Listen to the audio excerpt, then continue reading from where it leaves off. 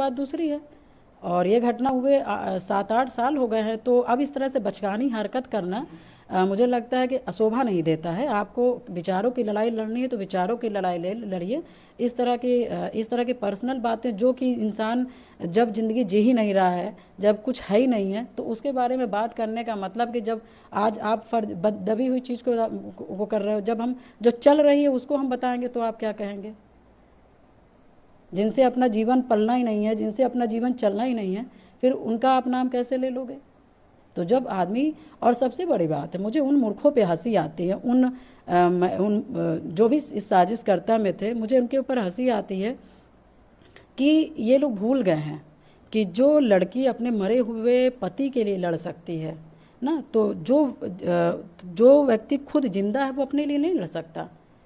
तो हम गुलाम वाले लोगों में से नहीं हैं। हम गलती करेंगे तो हम अपने से मरने के लिए सोच लेंगे, किसी को कहने की ज़रूरत नहीं है और लिखने की ज़रूरत नहीं है।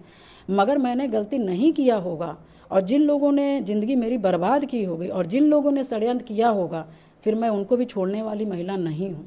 मैं बहुत सीधी हूँ, बहुत सीधी हूँ। मैं एक ज़बान किसी से नहीं बोलती, पूरा विधानसभा मैं अपनी बात नहीं रख पाती हूँ। मगर जब मेरे स्वाभिमान पे उंगली उठाई जाएगी तो एक एक चीज़ सच बात सामने आ जाएगी, और मुझसे ज़्यादा पता नहीं कितने गंदे लोगों के चेहरे सामने आ जाएंगे और नाम आ जाएंगे, खुल जाएंगे अपने आप।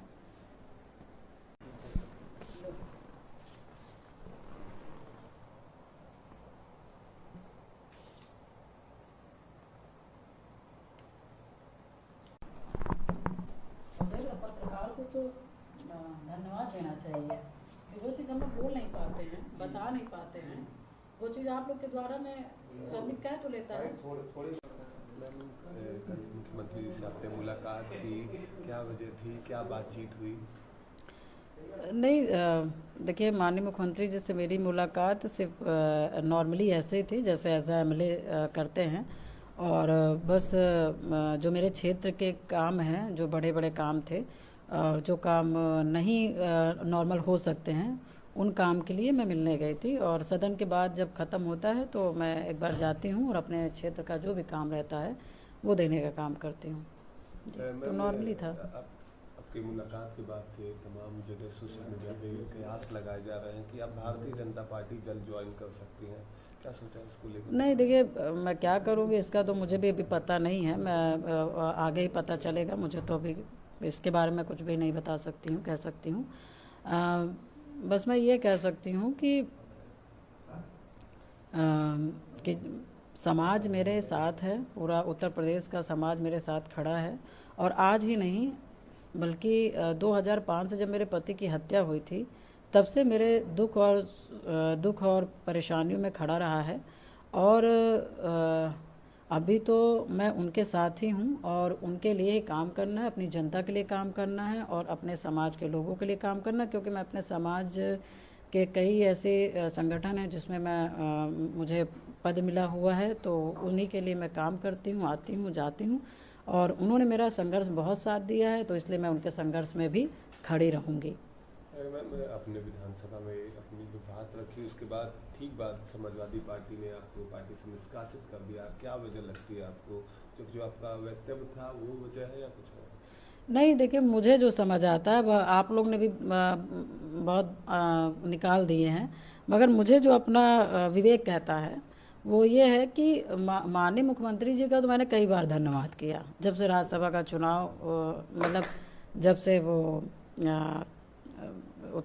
एक हत्या हुई थी, और उसके बाद जो उनका एक्शन था मुख्यमंत्री जी का, तो कहीं ना कहीं जो एक शासन प्रशासन को जो चलाने की क्षमता और जो एक होना चाहिए वो मुख्यमंत्री जी के अंदर दिखा, तो तब से मैंने थैंक्स बोला, धन्यवाद बोला। मगर सदन में तो जो मैंने ये बोला कि माफिया अतीक अहमद को मिट्टी में मिला दिया ना, उसकी सज़ा मुझे मिली, और उसके वजह से मुझे पार्टी से निकाला गया। मैं अतीक का नाम ना लेती तो शायद मुझे ना निकाला जाता, मगर वो मेरा दुश्मन है, उसने मेरी पूरी ज़िंदगी उजाड़ के रख दी। मैंने लोगों के लिए लड़ाई लड़ी, उत्तर प्रदेश की जनता की लड़ाई लड़ी जो उनसे पीड़ित थे, महिलाओं बेटियों के लड़ने का काम किया। मेरे साथ अत्याचार हुआ, मैंने लड़ने का काम किया, तो उसको तो मैं भूल पाऊंगी नहीं। तो जब मेरे दुख का, जब मेरे संघर्षों का जिक्र होगा, तो फिर अतीक अहमद कैसे उसमें से विलुप्त हो जाएंगे? अतीक अहमद तो विलुप्त नहीं हो जाएंगे ना, वो तो जब मैं विलुप्त होंगी तब वो फिर विलुप्त होंगे। मगर मैं जब तक जिंदा हूँ, मेरे संघर्ष में जिसने मेरे जीवन को बर्बाद किया है उसका नाम आएगा ही आएगा। मैम, पहले और आज की सरकार में क्या अब बदलाव देखती है, क्योंकि अब 20 साल से राजनीति में है, अपनी जो आपका मामला था उसको लेकर लगातार संघर्ष की, अब आप कहती हैं आपको इंसाफ मिला? देखिए, बिल्कुल आपने सही प्रश्न किया। पहले की सरकार में अब की सरकार में इतना अंतर है कि उत्तर प्रदेश में एक विधायक की हत्या होती है और वो विधायक की हत्या होती है और उसके बाद उस विधायक की डेड बॉडी नहीं मिलती है। एक विधायक की डेड बॉडी को जला दी जाती है, फेंक दी जाती है। पता नहीं, ये लोकतंत्र की व्यवस्था आप देखिए कि उसके बाद फिर डेड बॉडी जला दी जाती है। उनकी माँ, उसकी पत्नी दिन रात गली गली घूम रहे हैं, शासन प्रशासन अधिकारी के दरवाजे खटखटा रहे हैं। उसके बाद भी मतलब कि दर्शन के अंतिम दर्शन करने का भी एक मौका नहीं दिया जा रहा है। और उसके बाद फिर क्या कहते हैं, जनता भी त्राही माम जनता भी जितना अपना आक्रोश दिखा सकती है कि सिर्फ राजू पाल को हमको एक बार दिखा दो। उसके जनता ने जो मतलब छोटे छोटे बच्चों के ऊपर लाठीचार्ज हुए, मारे गए, उनके आँख फूट गए, हाथ टूट गए, कई लोगों को, कई लड़कों के ऊपर गोली चला दी गई, वो ऑन द स्पॉट मर गए, मतलब ख़त्म हो गए, ट्रेनें रोक दी गई। जो भी जनता के जो भी आया मतलब एक हाहाकार हो गया। उसके बावजूद भी एक विधायक की हत्या होने के बावजूद भी मतलब कि जनता हाहाकार कर रही, उसके बावजूद भी मारने वाले के घर से एक को भी इनकाउंटर नहीं करते हैं और एक को भी सजा नहीं मिलता है। और हत्या के इतने साल 17-18 साल होने के बावजूद भी कुछ नहीं होता है। ये पहले की सरकार थी। और आज की सरकार की मैं बात करूं तो एक नॉर्मल सा, एक कॉमन सा व्यक्ति मरा, उसकी हत्या होती है और हत्या होने के बाद फिर यही मुख्यमंत्री जी हैं जो उन्होंने एक जो मुख्यमंत्री जिस तरह से होने चाहिए, शासन प्रशासन में जो अपना एक पकड़ रखना चाहिए ना, एक सुशासन दिखाना चाहिए, उन्होंने एक नॉर्मल आदमी मरा, एक आदमी की हत्या हुई और उन्होंने जिन लोगों ने हत्या की थी, माफिया का बेटा था, माफिया का पुत्र था, उसके बावजूद भी कुछ भी ना सोचते हुए ना डरते हुए उन्होंने इतना बड़ा कदम लिया कि माफिया के लड़के का भी इनकाउंटर कराने का काम किया। तो ये परिवर्तन नहीं है। मैं मानती हूँ कि ये बहुत बड़ा परिवर्तन है। पहले की सरकारों में विधायक हत्या हो जाती थी तब एक्शन नहीं लिया जा सकता था। आज के डेट में एक नॉर्मल व्यक्ति की भी हत्या हो जाती है तो इनकाउंटर होता है, नहीं हो पाता है, नहीं पकड़ पाते तो हाफ इनकाउंटर होता है कि नहीं। और क्योंकि आप जिसने हत्या की, जिसने गोलियां चलाई, जिन्होंने मर्डर किया, उनको आप सजा नहीं दे पाएंगे तो कहीं ना कहीं उनका जब बल है, उनका जो मनोबल है वो बढ़ता है। वो एक कांड करने के बाद दूसरा कांड करने के बाद तीसरा कांड, क्योंकि उस कांड में वो सफल होते जाते हैं। और जैसे अपने अपने लोग अपने बिजनेस में सफल हो जाते हैं तो आदमी रुकता नहीं। इसी तरह से जो माफिया होते हैं, मर्डर करने के बाद इनको सजा नहीं मिलती है तो ये भी बढ़ते जाते हैं, ये भी अपने दुकान लगाते जाते हैं। तो मेरा अपना मानना है कि पहले की सरकार में आपकी सरकार में अंतर है अपराध को लेकर के। पहले की सरकारें थी, आप भी लगातार विधायक रही हैं, तो उनसे आपने अपनी पीड़ा नहीं बताई? क्या आपने कोई कार्रवाई की बात नहीं की क्योंकि आप विधायक थे? देखिए, सारी चीज़ें चलती रहीं। ऐसा नहीं कि सरकार को नहीं पता था या मुख्यमंत्री लोग को नहीं पता था या अधिकारी को नहीं पता था, या मैं कचहरी में मुकदमा लड़ी, मैं हाई कोर्ट में लड़ी, मैं सुप्रीम कोर्ट में लड़ी, मैं तीनों कोर्ट में मुकदमा लड़ी। और ये मान के आप चलिए कि कितना संघर्ष रहा होगा कि सुप्रीम कोर्ट तक का जाना। तो ऐसा नहीं, जानकारी सबको सब थी। मुझे आपको लगता है कि मैं किसी से मिली ना होंगी, मैं रोई ना होंगी, मैं कहीं ना होंगी, मैंने प्रार्थना ना किया होगा। मगर सबसे बड़ी बात है कि मुख्यमंत्री के पद में किस तरह के लोग बैठे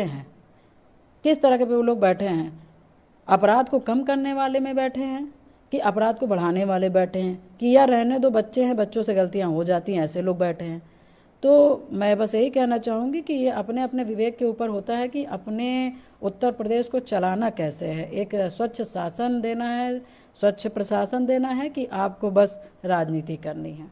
एक आखिरी सवाल मैम, इन दिनों सोशल मीडिया पर तमाम जगह पोस्ट देखने को मिल रहे हैं जिसमें आपकी शादी पे सवाल खड़ा किया कहा जा रहा है कि पूजा पाल जी की शादी वर्मा समाज में हुई है, उन्हें वर्मा समाज का माना जाए।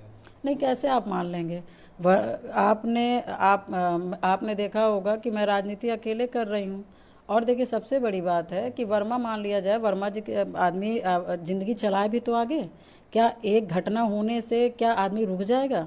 या किसी के षड्यंत्र का आदमी शिकार हो जाए तो क्या आदमी हम जैसे वो जिलाना चाह रहे हैं हम जी लेंगे? ऐसा तो नहीं होता है। फिलहाल देखिए ये जो शादी की बात हो रही, मैंने जिन लोग शादी की बात कर रहे, क्योंकि विपक्ष के पास अब कोई मौका नहीं है, कोई भी मतलब कि क्या कहेंगे कि जैसे एक राजनीतिक करने की वार नहीं है, तो उनको बस ये लग रहा है कि एक महिला को डाउन करना है तो आप बस उनके चरित्र पे बात कर लो। हम इनके चरित्र पे बात करने लगेंगे तो पता नहीं कितने लोगों के क्या खुल जाएंगे, पता ही नहीं चलेगा। मगर कोई शादी है, कोई अपराध नहीं है। मगर मैं इसलिए कहना चाहूँगी कि मैं पूजा पाल थी, हूँ और मरते दम तक रहूँगी, क्योंकि ये शादी एक ट्रैप था। और ट्रैप शादी ऐसी थी कि सांसद अतीक अहमद मेरी हत्या करवाना चाहते थे, मेरे पास प्रूफ है। मगर जब हत्या नहीं करवा पाए तो उनको लगा उसी में, क्योंकि मेरे परिवार के कुछ लोग हैं जो अतीक की चाटुकारिता शुरू से करते थे, और वो जब मैंने राजू पाल जी की जब मैंने सीबीआई जांच करवाई और जब आर्डर हुआ तो उनको लगा कि अब मैं इनके साथ जुड़ करके मैं भी हाईलाइट हो जाऊं और मैं भी राजनीति में आ सकता हूं। तो उन्होंने समाज को घेर करके वो हमसे मुलाकात किए और हमसे मिले भी। और जब मुलाकात हुई, जब मिले, तो उसके बाद फिर अतीक और इनके प्लानिंग थी कि पूजा पाल को, क्योंकि राजू पाल जी की हत्या करके पूरे पाल में हाहाकार हो गया, अतीक अहमद की कुर्सी गई, फिर आई नहीं, तो उसकी पत्नी की हत्या करना भी छोटी बात नहीं होगी। तो हत्या का प्लानिंग हटा करके मुझे राजनीतिक मेरी हत्या करना चाहे। और जब इन्होंने कहा कि ऐसा है कि कोई और कहेगा तो कुछ नहीं होगा, तुम इमोशनल करो, इन्होंने फिर मेरे परिवार के एक भाई हैं जो अतीक से टच रहते थे, उन्होंने उधर भी मिले थे, इधर भी मिले, और पब्लिक को गुमराह किया, प्रशासन को गुमराह किया, सरकार को गुमराह किया। गुमराह करते हुए उन्होंने क्या कहते हैं शादी का इन्होंने एक रचा, और मतलब 6 महीना तक, क्योंकि मैं नहीं कर, जो लड़की 2005 से लेकर के 2017 तक शादी नहीं की, उसको अभी क्या वो हो जाएगा कि शादी करने के लिए पगला जाएगी।